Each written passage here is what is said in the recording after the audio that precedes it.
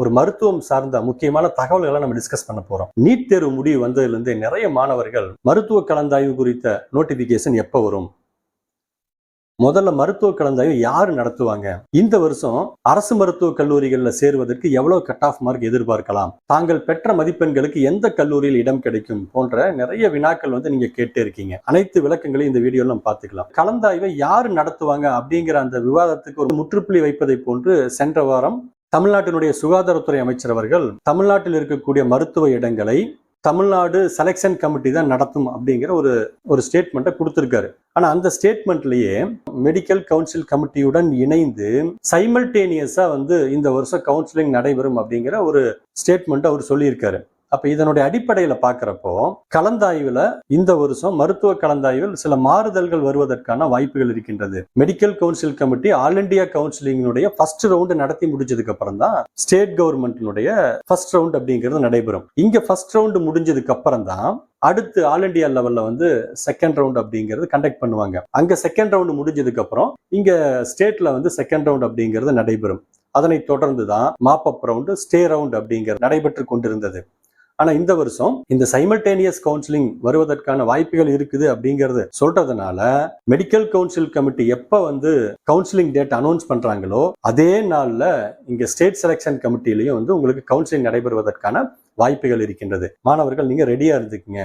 அப்ப இந்த வருஷம் எக்ஸ்பெக்டட் கட் ஆஃப் எப்படி இருக்கும் அப்படின்னு நம்ம பாக்குறதுக்காக கடந்த 2 வருடங்களில் ஃபர்ஸ்ட் ரவுண்ட் முடிஞ்சதுக்கு அப்புறம் இருக்கக்கூடிய அந்த கட் ஆஃப் மதிப்பெண்களை நம்ம கம்பேர் பண்ணி பார்க்கலாம். 2021 மற்றும் 22, 23 அந்த வருடங்களினுடைய first round cut off mark நம்ம கம்பேர் பண்ணி பாக்குறப்போ அரசு மருத்துவ கல்லூரிகளை பொறுத்தவரையிலும் ஓசி பிரிவுல 589 அப்படிங்கிற கட் ஆஃப் மார்க் 2021-22 வருஷம் இருந்துச்சு. அந்த மதிப்பெண்கள் கடந்த வருடம் பாத்தீங்கன்னா சற்று குறைந்து 584 மதிப்பெண்கள் பெற்ற மாணவர்களுக்கு கிடைச்சிருக்குது. அதே மாதிரி நீங்க பிசி பிரிவுல பாக்குறப்போ 545 அப்படின்னு இருந்த கட் ஆஃப் மார்க் கடந்த வருடம் 531 மதிப்பெண்களுக்கு இடம் கிடைச்சிருக்குது.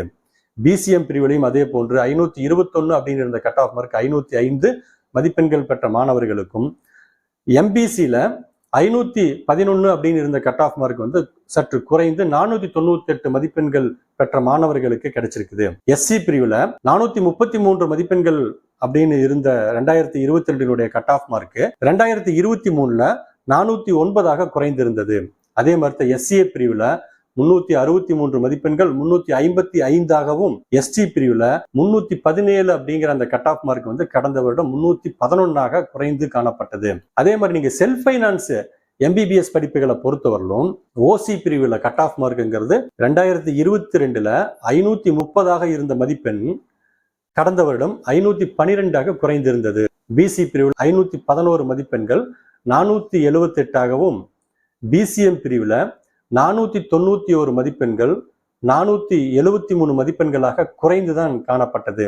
அதே மாதிரி எம்பிசி பிரிவுகளை பொறுத்தவரையிலும் 484 அப்படின்னு இருந்த 2022 கட் ஆஃப் மார்க் 455 கடந்த வருடம் குறைந்து காணப்பட்டது. அதே மாதிரி எஸ்சி பிரிவுல பாக்குறப்போ 397 361 மாறி இருக்குது. எஸ்சிஏல 323 அப்படிங்கிற மதிப்பெண்கள் 290 குறைந்து இருக்கிறது. எஸ்டி பிரிவுல 280 அப்படின்னு இருந்த 2022 கட் ஆஃப் மார்க் 270 அப்படிங்கிற அளவு தான் குறைந்து காணப்பட்டது. மாணவர்களை இதே மாதிரி நீங்க அரசு பல் மருத்துவ கல்லூரிகள்ல பாக்குறப்போ ஓசி பிரிவுல 534 அப்படின்னு இருந்த கட் ஆஃப் மார்க் 526 குறைந்திருந்தது. பிசியில 518 அப்படின்னு இருந்த கட் ஆஃப் மார்க் 502 பிசிஎம் பிரிவுல 515 அப்படின்னு இருந்த 2022 கட் ஆஃப் மார்க் கடந்த வருடம் 493 குறைந்து காணப்பட்டது. அதே மாதிரி எம்பிசி பிரிவை பொறுத்தவரையிலும் 495 இருந்தது 481 எஸ்சி பிரிவுல 417 இருந்த கட் ஆஃப் மார்க் 392 வரல குறைஞ்சிருந்துச்சு. எஸ்சிஏ பிரிவுல 345 அப்படிங்கிற கட் ஆஃப் மார்க் 339 குறைந்து காணப்பட்டது. ஆனா எஸ்டி பிரிவுல பாக்குறப்போ 286 அப்படின்னு இருந்த அந்த கட் ஆஃப் மார்க் வந்து சற்று உயர்ந்து 293 கடந்த வருஷம் இருந்துச்சு. இதே மாதிரி நீங்க செல்ஃப் ஃபைனான்ஸ் கல்லூரியினுடைய அந்த பிடிஎஸ் படிப்பை பார்த்தீங்கன்னா கட் ஆஃப் மார்க் வந்து கடந்த வருஷம் ரொம்பவே குறைஞ்சிருக்குது. நீங்க ஓசி பிரிவுல 464 அப்படின்னு இருந்த 2022 கட் ஆஃப் மார்க் வந்து கடந்த வருஷம் 369 வரல குறைஞ்சிருக்குது.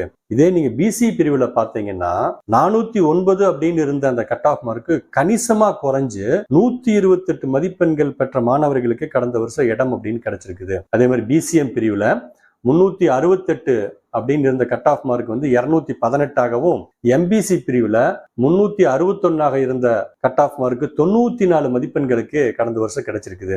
எஸ்சி பிரிவுகளை பாக்குறப்போ 321 அப்படின்ட்டு இருந்தது வந்து 231ஆகவும், 251 அப்படின்னு இருந்த எஸ்சிஏ பிரிவினுடைய கட் ஆஃப் மார்க் 153 வரல கடந்த வருஷம் குறைந்து காணப்பட்டது. நீங்க எஸ்டி பிரிவுல 2022ல 145 அப்படின்னு இருந்த அந்த கட் ஆஃப் மார்க் வந்து அந்த முதலாம் கட்ட கலந்தாய்வு முடிந்த தருவாயிலே 96 மதிப்பெண்கள் பெற்ற மாணவர்களுக்கு வந்து எஸ்எஃப் கல்லூரிகள்ல உங்களுக்கு பிடிஎஸ் படிப்பதற்கான வாய்ப்புகள் வந்து கிடைத்திருக்கின்றது. நீங்க அந்த முதல் கட்ட கலந்தாய்வு மாணவர்களை நீங்க முதல் கட்ட கலந்தாய்வு முடிஞ்சு ரீஅலாட்மெண்ட் கவுன்சிலிங் முடிஞ்சதுக்கு அப்புறம் சென்னை இஎஸ்ஐ கல்லூரிகள்ல ஒரு 50 இடங்கள் அப்படிங்கிறது உயர்த்தப்பட்டது. அந்த இடங்களுக்கு சப்ளிமெண்டரி ரீஅலாட்மெண்ட் கவுன்சிலிங் அப்படிங்கிறது நடத்தினாங்க. அந்த கலந்தாய்வு எல்லாம் முடிஞ்சதுக்கு அப்புறம் 15/12/2022 அன்று ஒரு ப்ரொவிஷனல் லிஸ்ட் அப்படிங்கிறது வந்து பப்ளிஷ் பண்ணியிருந்தாங்க.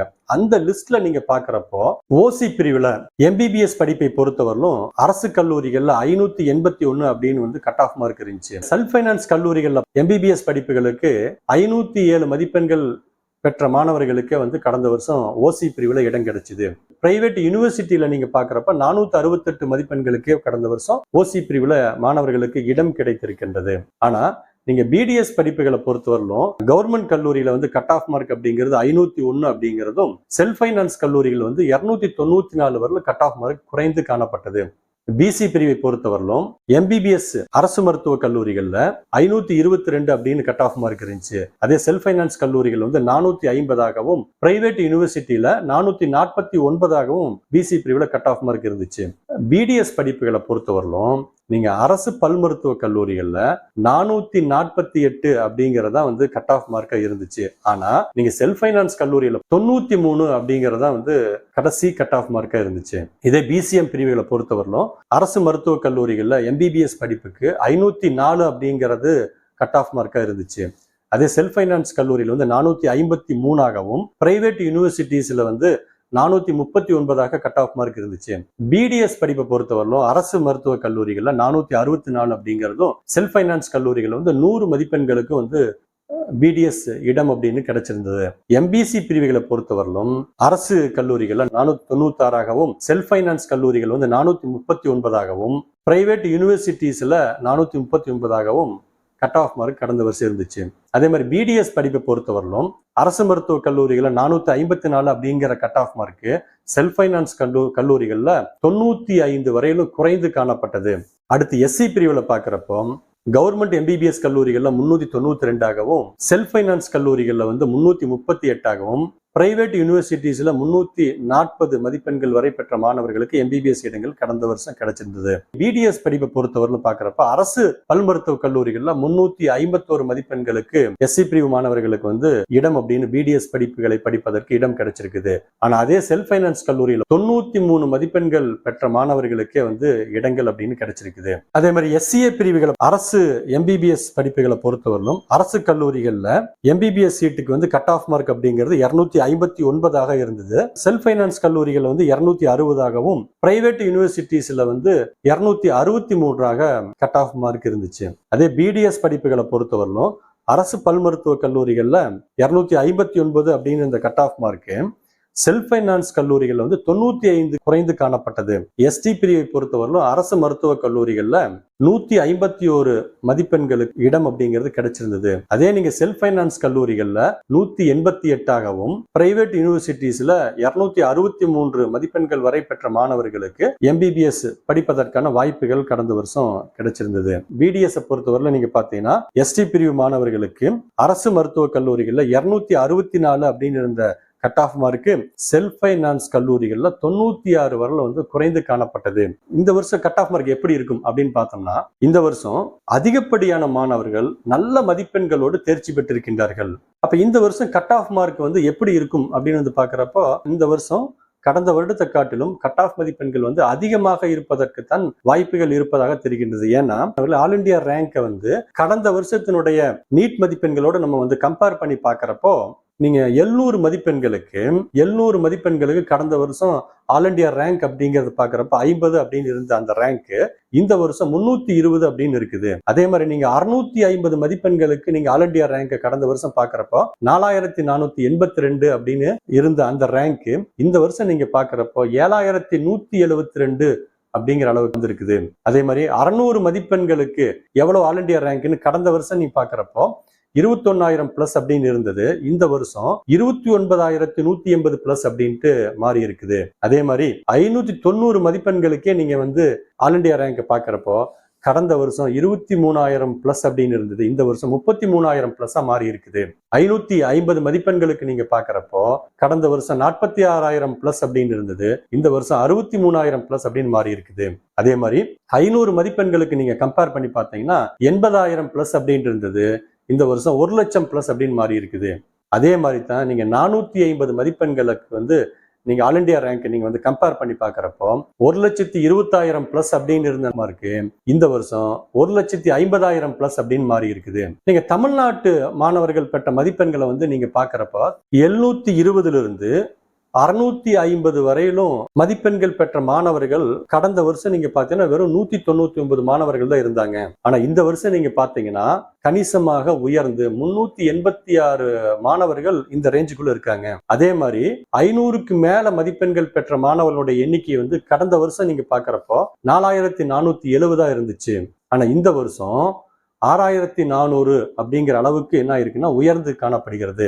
எனவே மாணவர்களே, இப்ப இந்த டேட்டாஸ் எல்லாம் நம்ம வந்து கம்பேர் பண்ணி பாக்குறப்போ கடந்த வருஷத்தை காட்டிலும் இந்த வருஷம் கட் ஆஃப் மார்க் அப்படிங்கிறது ஒரு 10லிருந்து 15 மதிப்பெண்கள் உயர்வதற்கான வாய்ப்புகள் இருக்கின்றது. எனவே மாணவர்கள், நீங்கள் பெற்ற அந்த நீட் மதிப்பெண்களுக்கு எந்த கல்லூரியில உங்களுக்கு இடம் கிடைக்கும் அப்படிங்கிறத தெரிஞ்சுக்கிறதுக்காக டெலகிராம் குரூப்ல கடந்த வருஷத்தினுடைய அந்த ப்ரொஃபஷனல் லிஸ்ட்டை வந்து நாங்கள் வந்து அப்லோட் பண்ணியிருக்கிறோம். நீங்கள் அந்த குரூப்ல போயிட்டு அந்த லிஸ்ட்டை நீங்கள் டவுன்லோட் பண்ணி உங்களுடைய மதிப்பெண்களுக்கு எந்த கல்லூரியில கடந்த வருஷம் இடம் கிடைச்சிருக்குது அப்படிங்கிறத நீங்க செக் பண்ணிக்கங்க. ஸோ இந்த டேட்டாஸ் எல்லாம் நீங்க கம்பேர் பண்ணி பார்த்துட்டு நல்ல கல்லூரிகளை தேர்ந்தெடுத்து படித்து மருத்துவ கனவை நனவாக்கி கொள்வதற்கான வாழ்த்துக்களை தெரிவித்துக் கொள்கின்றோம். வீடியோ உங்களுக்கு பிடிச்சிருந்ததுன்னா சப்ஸ்கிரைப் செய்து உங்களுடைய நண்பர்களுக்கும் இதை ஷேர் பண்ணுங்க.